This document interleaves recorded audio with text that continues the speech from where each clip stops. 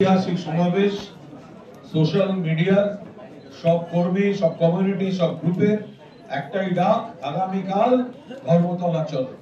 মমতা বন্দ্যোপাধ্যায়ের নেতৃত্বে, অভিষেক বন্দ্যোপাধ্যায়ের সেনাপতিত্বে একদিকে হবে শহীদ তর্পণ, অন্যদিকে লোকসভা ভোটের জয়, উপনির্বাচনের জয়।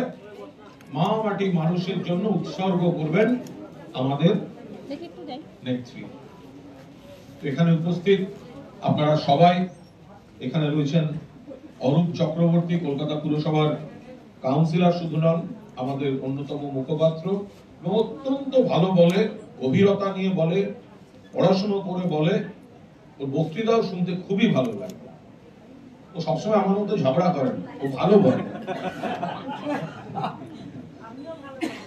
রিজু দত্ত খুব ভালো বক্তা, মুখপাত্র, আপনাদের বিভিন্ন কমিউনিটির যারা রয়েছেন, এনকে ডিজিটালের প্রবীরদা রয়েছেন, প্রবীর বিশ্বাস, একটা চ্যানেল নিয়ে আপনারা অনেকেই লড়ে যাচ্ছেন, সেরকম একজন লড়াকু সৈনিক সেনাপতি হচ্ছেন প্রবীর বিশ্বাস। এবং এনকে ডিজিটাল কোনো দিন ভিউয়ারে যেভাবে তথাকথিত প্রথম সারির চ্যানেলগুলো যখন একতরফা কুৎসা করে যায়, তখন সোশ্যাল মিডিয়ার যারা লড়ে যান, আরো কয়েকটি চ্যানেল বা কাগজ যখন লড়ে, তখন দেখেছি তুলনা করলে দেখা যায় প্রবীরদার এনকে ডিজিটালে ভিউয়ার বেড়ে যাচ্ছে। বাংলার মানুষের দর্শক, রুচি, সমর্থন ওনারা পাচ্ছেন।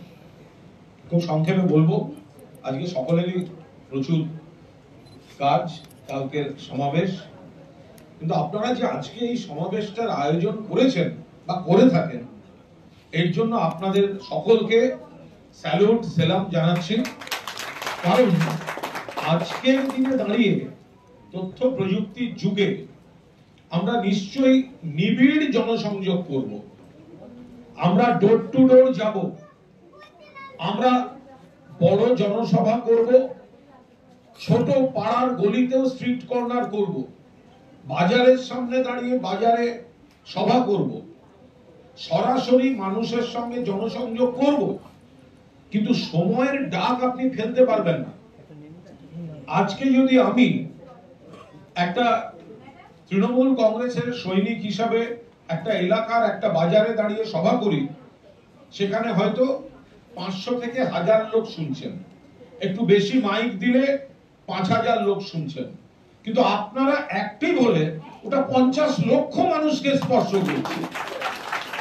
তাহলে এই যে প্রযুক্তির জাদুটা, আপনারা সেই প্রযুক্তির জাদুকর, যারা তৃণমূল কংগ্রেসকে, মমতাদির বার্তাকে, অভিষেকের লড়াইকে, গোটা তৃণমূল পরিবারকে শুধু বাংলা নয়, শুধু ভারত নয়, আজকে সারা পৃথিবীর যে প্রান্তে এমন কেউ রয়েছেন যিনি পশ্চিমবঙ্গ নিয়ে আগ্রহী, মমতা বন্দ্যোপাধ্যায়কে নিয়ে আগ্রহী, আপনারা কিন্তু তাদের কাছেও পৌঁছে যাচ্ছেন। এটা বড় কম কথা না। 21শে জুলাই খুব সংক্ষেপে বলি, আমি একপ্রস্থ ছাত্র রাজনীতি করার পর, তখন তো এত কাগজ, এত চ্যানেল এসব ছিল না। ছাত্র পরিষদের একটি সহকর্মী আমাদের, তাদের পুলিশ গুলি করে মেরেছিল, তো আমরা সবাই তখন অশোক দেবের সঙ্গে, অশোক দা আমাদের ছাত্র নেতা, তো অশোক দা বললো লালবাজারে গিয়ে সিপির ঘর যা পারিস করে আচমকা ঢুকতে হবে 10 জন। আমরা গেলাম, তো পরের দিন সব কাগজের লিড ছবি, সিপির ঘরের সামনে ওইসব করলে যা যা হয় তাই হয়েছে, এবং ওখান থেকে শটান সেন্ট্রাল লকআপ, রাত্রে আবার জামিন টামিন করে সব অশোক দ্বারা বার করলো। তো প্রত্যক্ষ রাজনীতির পর আমি সাংবাদিকতায় পুরোদস্তুর ঢুকে যাই। এই 21শে জুলাই 1993 আমি তখন আজকাল কাগজে, মমতা বন্দ্যোপাধ্যায় 21শে জুলাই ডাকলেন, তখন তৃণমূলের তো জন্ম হয়নি, যুব কংগ্রেসের মমতাদি সভানেত্রী, মমতাদি ডাকলেন মহাকরণ চলো। মহাকরণ, সেটা আনুষ্ঠানিক নাম হলো মহাকরণ অবরোধ। কেন অবরোধ? না, সচিত্র পরিচয় পত্রের দাবিতে। কারণ তখন এই আই কার্ড গুলো আমাদের ছিল না, সারা ভারতবর্ষে ছিল না, কনসেপ্টটাই ছিল না। এটা মমতা ব্যানার্জি গোটা দেশে যিনি প্রথম বলেছিলেন এই ভুয়ো ভোটার দিয়ে সিপিএম ভরিয়ে দেয়, সচিত্র পরিচয় পত্র চাই সকলে। ফলে আজকে যে আপনার কাছে আমার কাছে সারা ভারতবর্ষে সকলের সচিত্র পরিচয় পত্র আছে, তার পূর্ণ কৃতিত্ব মমতা বন্দ্যোপাধ্যায়। আর তার পেছনে রয়েছে 14 জন শহীদের বুকের রক্ত। সিপিএম বলে মহাকরণে গেছিল কেন? মহাকরণে তো জ্যোতি বসু মুখ্যমন্ত্রী বসতেন, মহাকরণ অবরোধ ডাকলো কেন? ওদের বলে দেবেন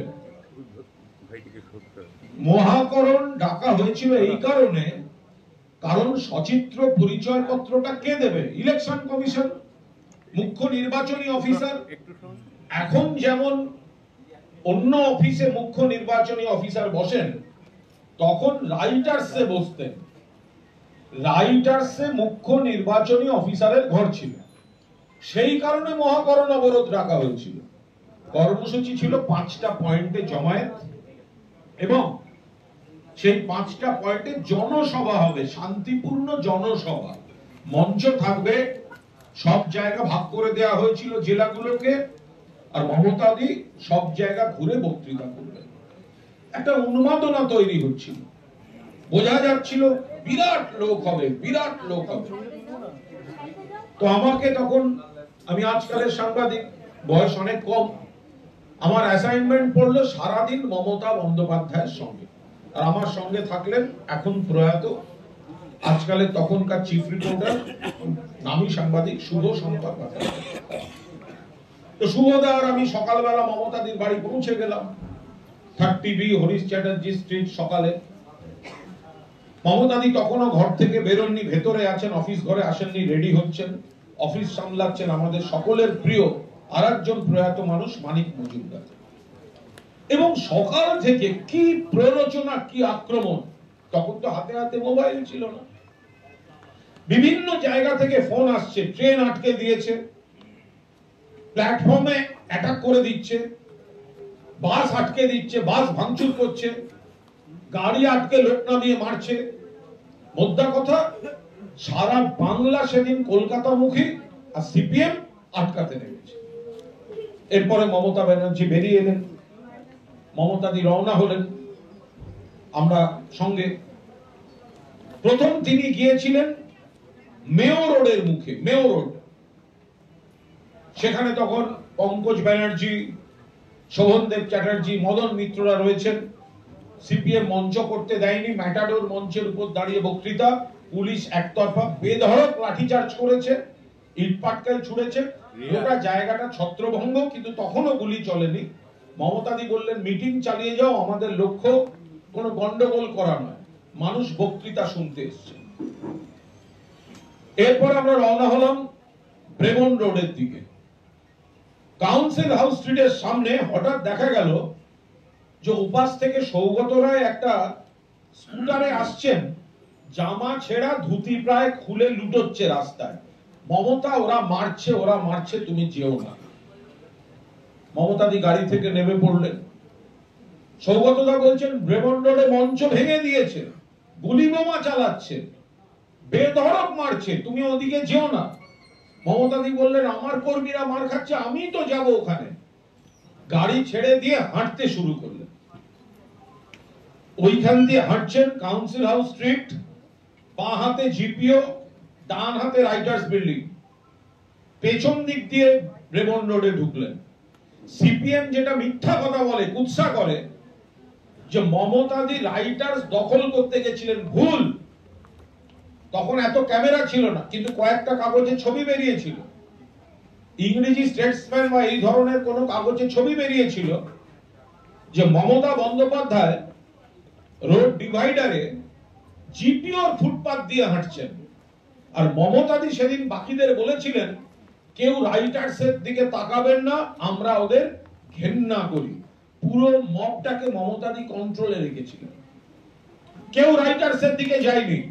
আর সিপিএম বলে না মহাকরণ দখল করতে গেছিল, সেদিন যদি মমতাদির ইচ্ছা হতো মহাকরণটা দখল হবে, জ্যোতি বসুর 14 গোষ্ঠী কিন্তু সেদিনকে কিন্তু মহাকরণ বাঁচাতে পারত না। কিন্তু এইসব পথে মমতাদি যাননি। ব্রেবন রোডের দিকে যখন ঘুরে গেছেন তখন ক্রিকেট মাঠে ব্যাটসম্যান নামলে যখন স্টান্স নেয় ব্যাট ঠোকে যেরকম কয়েকশো হারমাত, কেউ পুলিশ, কেউ সিভিল ড্রেসে পুলিশ, কেউ গুন্ডা, লাঠি ঠুকছে আর অশ্রাব্য গালাগালি, আর ওপাশ থেকে ইট উড়ে আসছে, আর পেছনে একটা সমুদ্রের গর্জন। একটা গর্জন হচ্ছে হামলা করার, আর একটা হচ্ছে আর্তনাদ। তার মধ্যে দিয়ে মমতাদি ব্রেবন রোডের মুখে গিয়ে পৌঁছলেন টি বোর্ডের সামনে। একটা মব মমতাদিকে ঘিরে ফেললো, ওদের মব, ঠেলতে ঠেলতে মারতে মারতে দেয়ালে, একদম ফুটপাতের দেয়ালে বিশ্রী ভাবে মারা হয়েছিল। শেষে মমতাদির দিকে বন্দুক তুলল দুটো পুলিশ। সেই সময় রিভলভার বার করেছিলেন মমতাদির পার্সোনাল সিকিউরিটি অফিসার মাইতি দা, তিনিও কলকাতা পুলিশের একজন কর্মী। সে এক দৃশ্য, নাটকীয় দৃশ্য। মাইতি দা রিভলভার বার করে চেঁচাচ্ছে, বন্দুক নামাও নইলে আমি গুলি করতে বাধ্য হব। মাইতি দা যদি সেদিনকে রিভলভার বার না করতেন, ওরা মমতাদিকে গুলিতে ঝাঁঝরা করে দিত। মমতাদি কার্যত অচৈতন্য হয়ে পড়লেন। সেখান থেকে তাকে নেটে ছবিগুলো দেখবেন, টি বোর্ডের সামনে যে ট্রাফিক স্ট্যান্ডটা, ওইখানে কোনোভাবে শোয়ানো হলো। সৌগতদা ছিলেন, অশোকা মণ্ডল ছিল, আরো দু একজন ছিলেন। ওইখান থেকে পুলিশ তুলে নিয়ে যাবে, পুরো ব্যারিকেড করে আটকে দিল। ডিসিএসবির গাড়ি, সাদা অ্যাম্বাসেডর, সম্ভবত কিরিটি সেনগুপ্ত ছিলেন, আমার নামটা ঠিক মনে নেই। মমতাদিকে তুলে নিয়ে বেরিয়ে যাচ্ছে।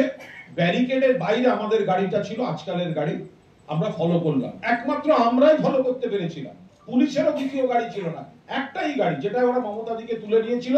সৌগত দা উঠে গেছিল।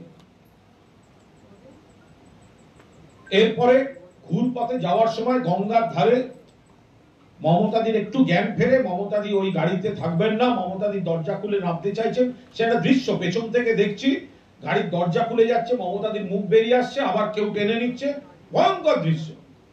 তারপরে গাড়িটা একটা ভয়ঙ্কর ব্রেক মেনে নামলো। মমতাদি একদম আলু থালু অবস্থা, চুল, একটা বিভৎস অবস্থা। মমতাদি কোন ক্রমে গাড়ির থেকে নেবে, পুরো সেন্স আছে বলেও মনে হয় না। আমি পুলিশের গাড়িতে যাব না, পেছনেই আমাদের গাড়ি, তোমাদের গাড়ি, আমি আসুন দিদি। মমতাদি কার্যত আবার অচৈতন্য হলে গেলেন। ড্রাইভারের পাশে সামনের সিটে আমি বসলাম, পেছনের সিটে শুভদাদের কোলে, সৌগত দাদের কোলে মমতাদিকে শুইয়ে দেওয়া হলো। ওর মধ্যে মমতাদি বলছেন, মেয়র রোডে গুলি চলেছে শুনেছি, মেয়র রোডে নিয়ে চলো আমাকে। আমরা মেয়র রোডে গেলাম, রণক্ষেত্র। তখন ধর্মতলা আর মেয়র রোড গুলি চলে গেছে, শহীদ, রক্তারক্তি অবস্থা। 14 জন মারা গেছিলেন, একজনের নাম ঠিকানা জানা যায়নি, 13 জন জানা গেছিল। ভয়ঙ্কর অবস্থা, নারকীয় অবস্থা। শূন্যে গুলি চালায়নি, কাঁদানে গ্যাস চালায়নি, শরীর লক্ষ্য করে গুলি চালিয়েছে, লাঠি চালিয়েছে। এবং রাজনৈতিক কর্মী তারা, কেউ অন্য কোনো উদ্দেশ্যে যায়নি। সিপিএম যে বলে পুলিশ আহত হয়েছিল, মিথ্যা কথা বলে। সেই দিন পুলিশ হাসপাতালের রেকর্ডে একজন ইনজিওর্ড পুলিশের চিকিৎসা হয়নি, কোনো প্রমাণ আদালতে দিতে পারেনি, মিথ্যা কথা বলে। ওদের ঔদ্ধত্য ছিল এমন ভাবে তাণ্ডব করতে হবে, ভয় যাতে কেউ আর সিপিএম বিরোধী আন্দোলন করার সাহস না পায়। সেখান থেকে দেখি মিনতি অধিকারী, প্রবীরদাদের জেলার, তখন তৎকালীন মহিলা কংগ্রেসের সভানেত্রী। মিনতিদির মাথা থেকে গল গল করে রক্ত পড়ছে, একটা লাঠি আর একটা পাথর মাথায় মেরেছে। মিনতিদিকেও গাড়িতে তুললাম, আমার পুরো ডান দিকটা রক্তে লাল হয়ে গেল, কিন্তু আমার কিছু না, গোটাটাই হচ্ছে মিনতিদির মাথা ফেটে তখন গল গল করে রক্ত পড়ছে। আমরা ওখান থেকে গাড়ি ঘুরিয়ে গেলাম এসএসকেএম হাসপাতাল। সামনে তখন বডি ঢুকছে, আহতরা ঢুকছে, উন্মত্ত একটা অবস্থা ওই জায়গাটা। পেছন দিয়ে সৌগতদা বললেন, চলো উডবার্ন ওয়ার্ডের পাশে যাই, ওখান থেকে সুপারকে পাবো, চিকিৎসা ব্যবস্থা করা যাবে। উডবার্ন ওয়ার্ডের পেছনের মাঠে আমরা গাড়ি রাখলাম। এত বড় অসভ্য সিপিএম, সেদিন যাতে কেউ সুপারকে কথা বলতে না পারে, এত বড় ঘটনা ঘটেছে, চিকিৎসা দরকার, ওদের এমপ্লয়িজ ইউনিয়ন লাল ঝান্ডা দিয়ে সুপারের অফিস ঘেরাও করে, সুপারকে ঘেরাও করে বসেছিল। একটা লোক সুপারের সঙ্গে কথা বলতে পারেনি। ভাবতে পারেন মেরেছে, চিকিৎসার ব্যবস্থাটাও করতে দেয়নি। সিপিএম বড় বড় কথা বলে, আর এই সিপিএম গুলো আজকের বিজেপি হচ্ছে। ওখান থেকে আমরা মমতাদিকে নিয়ে গিয়ে উডল্যান্ডসে নিয়ে গেলাম আমাদের গাড়িতেই। সৌগতদা ভর্তি ফর্মালিটিস কমপ্লিট করলেন, তারপর আমরা ওখান থেকে বেরোলাম। এরপরে মমতাদির জ্ঞান হওয়া থেকে উনি আরম্ভ করলেন কজনের ক্ষতি হয়েছে তাদেরকে দেখছে, তাদেরকে চিকিৎসা। ওই বেডে শুয়ে শুয়ে কিন্তু উনি সিনিয়র নেতাদের ডেকে কার কোথায় কি চিকিৎসা হচ্ছে, কে মারা গেছে, কি সমস্ত করেন। তারপরে একটা কমিটি তৈরি করে দেন, যে কমিটি শহীদ পরিবারের ক্ষতিপূরণের জন্য তৈরি হয়। এবং সেই কমিটির মাথায় ছিল কবি সুভাষ মুখোপাধ্যায়, বামপন্থী মানুষ, মমতাদিকে স্নেহ করতেন। সুভাষ মুখোপাধ্যায়ের নেতৃত্বে ক্ষতিপূরণের কমিটি হয়েছিল। শ্রীমান সুদীপ রাহা এসেছিল। তো ব্যাংকে অ্যাকাউন্ট খুলে দেওয়া হলো, মানুষ দু হাত তুলে সাহায্য করলেন, দু হাত তুলে।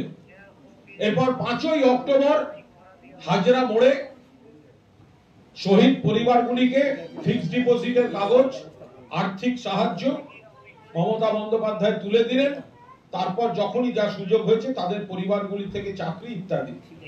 অর্থাৎ গণ আন্দোলন এবং গণহত্যার পর শহীদ পরিবারের পাশে দাঁড়ানোর নজির, দায়িত্ব, সেটা যেটা মমতা বন্দ্যোপাধ্যায় দেখিয়েছেন সেটা কিন্তু নজিরবিহীন। এরপর থেকে প্রত্যেকবার 21শে জুলাই শহীদ তর্পণ শুরু হলো।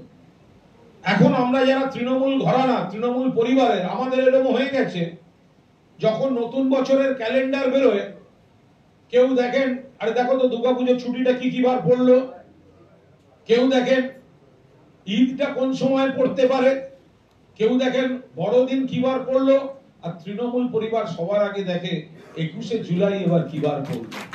কারণ এর সঙ্গে রক্তের সম্পর্ক। যারা একটু পরে এসছেন, পরে জন্মেছেন, বয়স কম ছিল, তাদেরকে প্রত্যেকটা 21শে জুলাই কিন্তু সেদিনের পার্সপেক্টিভটা মনে করিয়ে দিতে হবে। আমি ধর্মতলায় গেলাম মমতাদির বক্তৃতা শুনতে, এটা যেমন ঠিক, কিন্তু কি হয়েছিল আর কত কঠিন লড়াই ছিল সেই 93 সালে, এটাও কিন্তু বিস্তারিতভাবে আজকের প্রজন্মকে জানাতে হবে। যেটা জানাতে গেলে আপনাদের মাধ্যমটাই হচ্ছে সব থেকে সেরা মাধ্যম। এর থেকে বড় কোনো মাধ্যম হতে পারে না। কারণ আজকের দিনে যখন কেউ বক্তৃতা আমরা করি, আজকের পার্সপেক্টিভে আমরা বক্তৃতা করি, সেগুলো হয়তো কেউ ফেসবুক লাইভ করি, কিন্তু তার সঙ্গে দল এবং নেত্রীর আন্দোলনের ইতিহাসটা, এগুলো যদি ছোট ছোট ছোট ছোট ছোট ছোট করে লাগাতার সোশ্যাল মিডিয়ায় থাকে, তাহলে মনে হয় আমরা আমাদের আন্দোলনের স্রোতের অতীত ইতিহাসটা, সেটাও আমরা খুব সুন্দরভাবে তুলে দিতে পারবো। 21শে জুলাই এরপর থেকে এমন একটা স্রোত হয়ে গেল, জানেন, বাংলার ইতিহাস লিখতে গেলে দেখবেন 21শে জুলাই কি হচ্ছে তার উপর ডিপেন্ড করে। 94, 95, 96, 97 21শে জুলাই সমাবেশের মুড কি ছিল? মুড ছিল কংগ্রেসের মধ্যে থেকে বিদ্রোহ। 21শে জুলাইয়ের মুড ছিল কংগ্রেসের মধ্যে থেকে বিদ্রোহ, যে সিপিএম এর বিরুদ্ধে লড়তে দিচ্ছে না হাইকমান্ড। 97 সালের 21শে জুলাই ধর্মতলা বলল সারা বাংলা, মমতা ব্যানার্জি এগিয়ে চলো, আমরা তোমার সঙ্গে আছি। 97 21শে জুলাই ধর্মতলা রায় দিল, আপনি কংগ্রেসে থাকুন অথবা নতুন দল গড়ুন, গোটা বাংলার মানুষ আপনার সঙ্গে আছে। সেই উৎসাহে 97 সালের 9ই অগাস্ট কংগ্রেস যখন নেতাজি ইন্ডোরে প্লেনারি করছে, ইন্ডোরে কংগ্রেস, সেই 9ই আগস্ট মেয়র রোডে গান্ধী মূর্তি থেকে মমতা বন্দ্যোপাধ্যায় ঘোষণা করলেন দলের মধ্যেই তৃণমূল কংগ্রেস কমিটি। এরপর 22শে ডিসেম্বর 1997 কংগ্রেস মমতা বন্দ্যোপাধ্যায়কে বহিষ্কার করলো, আর বিকেল 4টে মমতা বন্দ্যোপাধ্যায় দুপুরে ঘোষণা করে দিলেন আগামী নির্বাচন তৃণমূল কংগ্রেসের মঞ্চ থেকেই লড়ব। আর 1998 সালের 1 জানুয়ারি ভারতবর্ষের মুখে আনুষ্ঠানিকভাবে জন্ম নিল একটা দল যার নাম সর্বভারতীয় তৃণমূল কংগ্রেস, যার প্রতীক ঘাসের উপর জোড়া ফুল।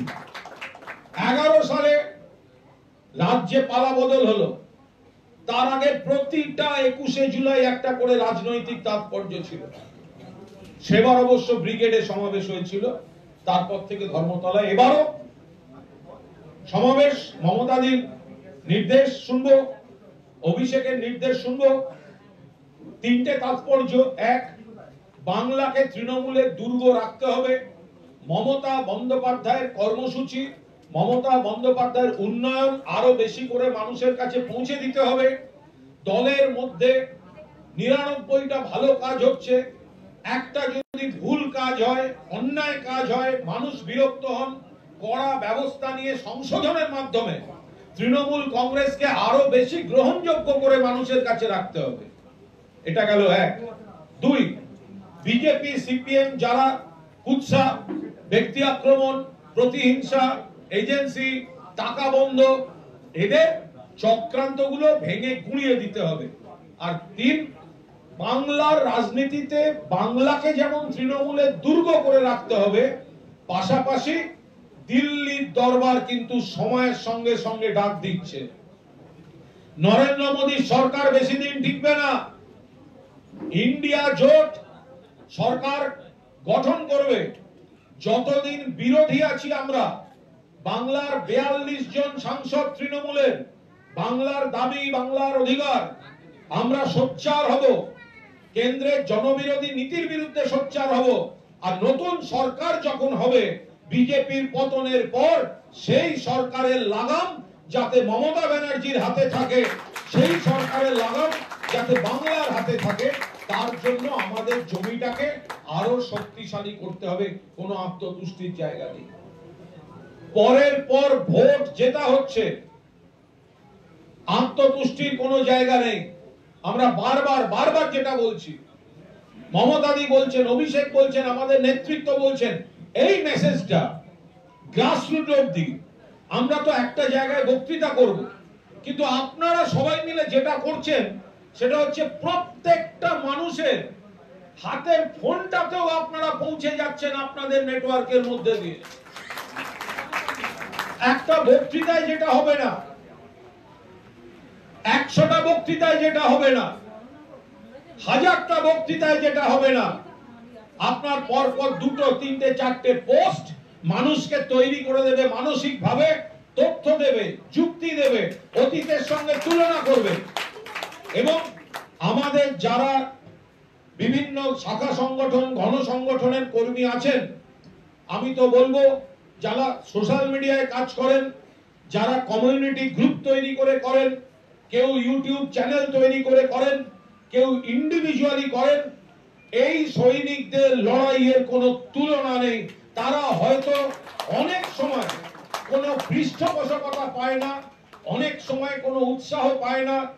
যে পোস্ট করছে, যে নেতার হয়ে পোস্ট করছে, হয়তো সেই নেতার পাশে দাঁড়িয়ে একটা সেলফি তোলার সুযোগ সোশ্যাল মিডিয়ার কমিউনিটি সেই কর্মী পাননি, কিন্তু তিনি নীরবে সার্ভিস দিয়ে যাচ্ছেন দলকে, সার্ভিস দিয়ে যাচ্ছেন মমতা বন্দ্যোপাধ্যায়, অভিষেক বন্দ্যোপাধ্যায়, তৃণমূল পরিবারকে। তাই আজ আপনাদের আরো একবার প্রণাম জানিয়ে আগামী কালের ঐতিহাসিক সমাবেশ সফল হোক, আর তার পাশাপাশি এই লড়াইটা আরো লম্বা এবং আজকের প্রযুক্তির যুগে আপনাদের ছাড়া এই লড়াই অসম্পূর্ণ।